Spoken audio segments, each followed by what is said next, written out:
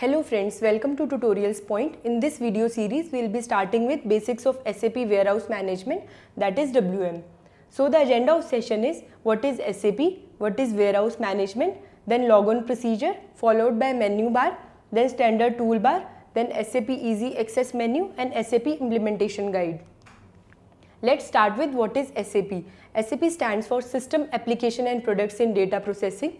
Suppose you are running a business or you own an organization, so you can map organization structure in SAP and it will help you to manage resources, information and activities in a designed way.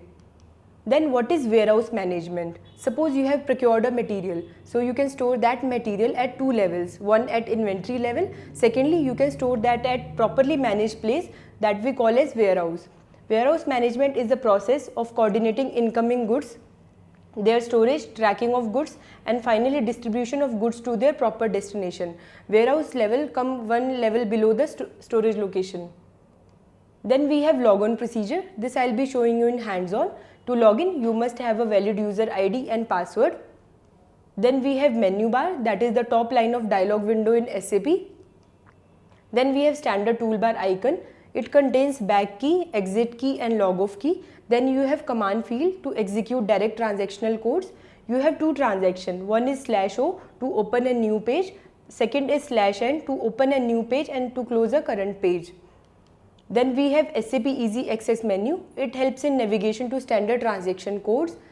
And finally we have SAP Implementation Guide. All your configurations and assignment that we'll be doing in SAP WM will be done in Implementation Guide. So let's do all these functions practically.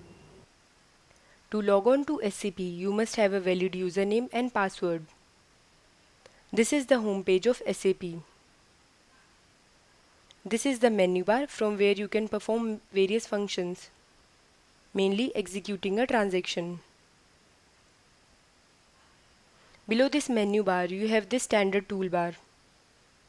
Standard toolbar contains three important keys. First one is the backward key to go back in any SAP transaction. This one is the cancel key to cancel any of your transaction. And middle one is the exit key to log out your SAP session. If you want to create a new SAP session, just click on this icon on standard toolbar.